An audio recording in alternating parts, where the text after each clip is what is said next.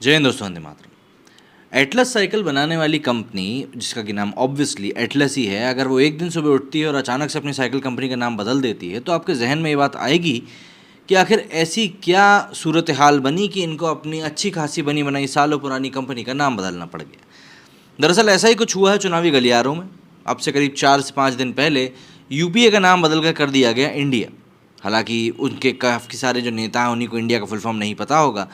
तो इस वीडियो में हम लोग जानने की कोशिश करेंगे कि भैया आखिर क्या कारण था, क्या सूरत हाल बने कि इंडिया को बनाना पड़ गया और क्या कुछ इसके पीछे का कारण हो सकता है। देखिए, कहानी कुछ यूँ है कि इस समय भारत में जो समय है वो समय ऐसा है कि विपक्षी पार्टियों को समझ में नहीं आ रहा है कि नरेंद्र मोदी नाम के इंसान से पार कैसे पाया जाए।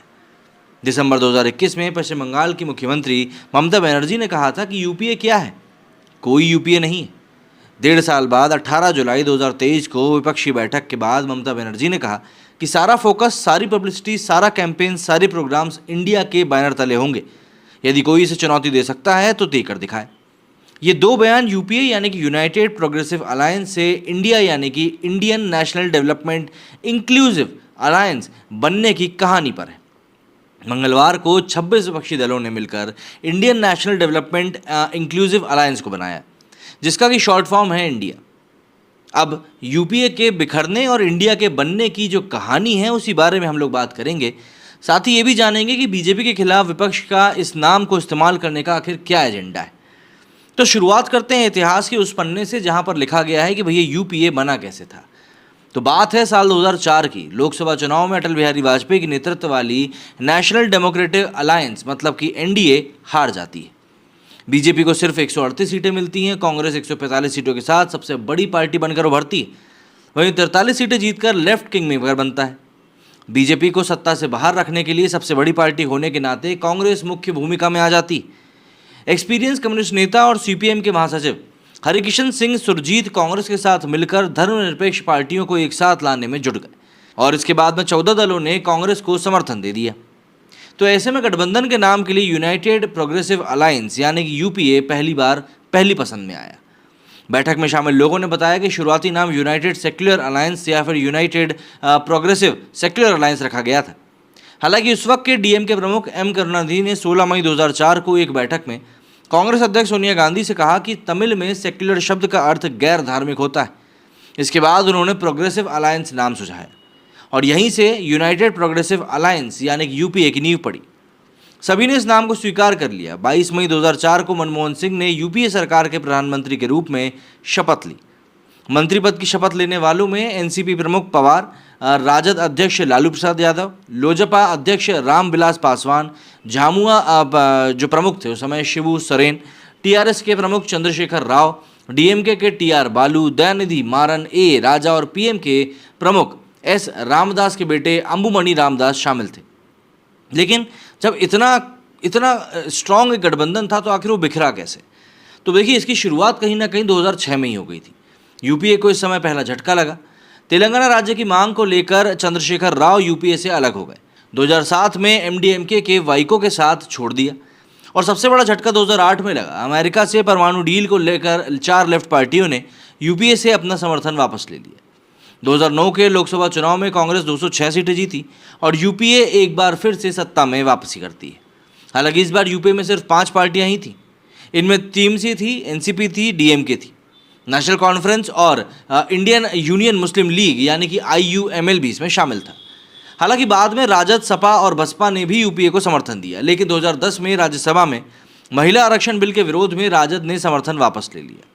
2012 में 2 बड़ी पार्टियां टीएमसी और डीएमके भी यूपीए से अलग हो गई और इसी साल कई और छोटी पार्टियां भी यूपीए से धीरे धीरे ही सही लेकिन अलग हो गई। उसके बाद आता है 2014 का चुनाव। इस लोकसभा चुनाव में कांग्रेस का सफाया पूरी तरीके से हो गया। 2009 में 206 सीटें जीतने वाली कांग्रेस अब सिर्फ 44 सीटों पर सिमट चुकी थी।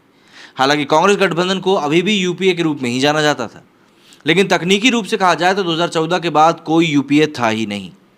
यूपीए में शामिल रही ज़्यादातर पार्टियों से कांग्रेस के संबंध खराब या फिर खत्म हो चुके थे। कांग्रेस नेताओं का कहना था कि आजकल वे आमतौर पर विपक्षी दलों के लिए समान विचारधारा वाले दल शब्द का उपयोग करते हैं। बात आती है दिसंबर 2021 में, जब सत्तारूढ़ बीजेपी के खिलाफ सभी क्षेत्रीय दलों को एकजुट होने की एक आवश्यकता दिखाई देने लगी थी। इस समय टीएमसी प्रमुख और पश्चिम बंगाल की मुख्यमंत्री ममता बनर्जी ने कहा कि यूपीए क्या है और कोई यूपीए नहीं है, जैसे उन्होंने बयान दे दिए। उनका सीधा संकेत था कि अब यूपीए का कोई अस्तित्व नहीं है और अब एक नए गठबंधन का समय आ चुका है। दूसरी ओर नाम बदलना कांग्रेस का यूपीए की छवि से बाहर निकलने की भी एक बड़ी रणनीति मानी जा रही है। इसकी वजह है कि यूपीए की छवि भ्रष्टाचार के आरोपों की वजह से खराब हो गई थी।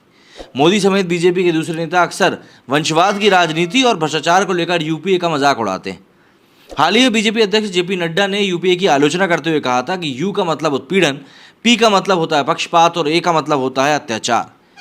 तो अब ऐसे में बड़ा सवाल उठता है कि बीजेपी विरोधी विपक्षी दल इंडिया नाम तक आखिर कैसे पहुंचे, क्योंकि ऑब्वियस सी बात है जनभावना तो उसके साथ जुड़ेगी। तो देखिए, करीब 26 विपक्षी दलों की दूसरी बैठक सोमवार को बेंगलुरु में शुरू हुई थी। बताया जा रहा है कि गठबंधन के लिए इंडिया नाम का सुझाव सबसे पहले कांग्रेस नेता राहुल गांधी ने दिया था। महिमा मंडन देखिए। खैर, वो चाहते थे कि कांग्रेस महासचिव के.सी. वेणुगोपाल पहले पश्चिम बंगाल की मुख्यमंत्री ममता बनर्जी से इसे मंजूरी दिलाएं। बताया जाता है कि वे इंडिया नाम पर आसानी से सहमत हो गई। उन्होंने केवल ये सुझाव दिया कि एन का मतलब नेशनल के बजाय न्यू होना चाहिए। फिर इस बात पर एक अनौपचारिक चर्चा हुई कि क्या डी अक्षर का मतलब डेमोक्रेटिक होना चाहिए या डेवलपमेंट होना चाहिए। मतलब यहाँ पर सीधी सी बात यह है कि पहले नाम रखा गया, मतलब कि पहले एब्रिविएशन किया गया और उसके बाद फुल फॉर्म बनाया गया। फुल फॉर्म रख के एब्रिविएट नहीं किया गया है। मतलब देखिए, यहाँ पर नाम की तो राजनीति हो रही है। खैर, जानकार मानते हैं कि विपक्षी दलों के कुछ नेता सोमवार रात को डिनर के बाद चर्चा करने और वार्ता के बाद जारी किए जाने वाले संयुक्त बयान या फिर सामूहिक संकल्प को अंतिम रूप देने के लिए बैठे। बैठक आधी रात के बाद भी चली और इस दौरान यह भी तय हुआ कि बैठक में ममता बनर्जी इंडिया नाम का प्रपोजल रखेंगी। पहले से तय प्लान के अनुसार कांग्रेस अध्यक्ष मल्लिकार्जुन खड़गे ने अपने बयान से बैठक की शुरुआत करी। इसके बाद टीएमसी प्रमुख ममता ने विपक्षी गठबंधन के लिए इंडिया नाम का प्रस्ताव दिया। जिस तरीके से ममता बनर्जी को आगे किया जा रहा है, उससे तो एक बार यही लग रहा है कि अगर प्रधानमंत्री कुर्सी की बात आती है तो शायद ममता बनर्जी ही इस पर काबिज होंगी। खैर, बिहार के मुख्यमंत्री और जेडीयू प्रमुख नीतीश कुमार ने पूछा कि किसी राजनीतिक गठबंधन का नाम इंडिया आखिर कैसे रखा जा सकता है। वामपंथी नेता सीताराम येचुरी, डी राजा और जी देवराजन ने भी इस नाम पर हैरानी जताई। इसके बाद येचुरी विक्ट्री फॉर इंडिया या फिर वी फॉर इंडिया नाम सुझाया। हालांकि कई नेताओं को ये चुनावी नारे जैसा लगा। इस दौरान दिल्ली के सीएम और आम आदमी पार्टी के प्रमुख अरविंद केजरीवाल ने कहा कि गठबंधन का नाम देने से ज़्यादा महत्वपूर्ण सीट शेयरिंग फार्मूला तय करना है। येचुरी ने भी तर्क दिया कि सीट शेयरिंग मुख्य मुद्दा है। उन्होंने केरल और पश्चिम बंगाल जैसे राज्यों का उदाहरण दिया जहां कांग्रेस और लेफ्ट प्रमुख प्रतिद्वंदी रहे। उन्होंने कहा कि सवाल ये है कि कांग्रेस कितनी उदार हो सकती है। इसके बाद एक बार फिर खड़गे और राहुल दोनों ने बैठक में कहा कि 2024 में गठबंधन की जीत की स्थिति में कांग्रेस को प्रधानमंत्री पद की महत्वाकांक्षा नहीं है। राहुल ने कहा कि पार्टी यथासंभव अन्य दलों को समायोजित करने के लिए तैयार है। गठबंधन का नाम तय करने के लिए सबसे ज़्यादा जोर टीएमसी और कांग्रेस का था। दोनों ही पार्टियां चाहती हैं कि बैठक में ही गठबंधन के नाम पर मुहर लग जाए। और आखिर में बोलते हुए राहुल ने पूरे जोश के साथ कहा, इंडिया के नाम का समर्थन किया। उनका तर्क था कि विपक्ष आसानी से इंडिया बनाम एनडीए का नैरेटिव बना सकता है। साथ ही लोगों को बताया जा रहा है कि नरेंद्र मोदी इंडिया के खिलाफ हैं, जो लोग बीजेपी के खिलाफ हैं वो इंडिया के साथ हैं। उद्धव ठाकरे ने सुझाव दिया कि नाम के साथ एक हिंदी टैगलाइन होनी चाहिए, जिस पर काम किया जा रहा है। बैठक के दौरान कुछ अन्य नाम भी सामने आए, जैसे कि पीपल्स अलायंस फॉर इंडिया और प्रोग्रेसिव पीपल्स अलायंस। पीडीपी की महबूबा मुफ्ती ने राहुल की भारत जोड़ो यात्रा की सफलता की ओर इशारा करते हुए भारत जोड़ो अलायंस नाम कभी सुझाव दिया था। बैठक के बाद एक संयुक्त संवाददाता सम्मेलन को संबोधित करते हुए ममता ने कहा कि एनडीए, क्या आप इंडिया को चुनौती दे सकते हैं? बीजेपी, क्या आप इंडिया को चुनौती दे सकते हैं? अन्य लोग, क्या आप इंडिया को चुनौती दे सकते हैं?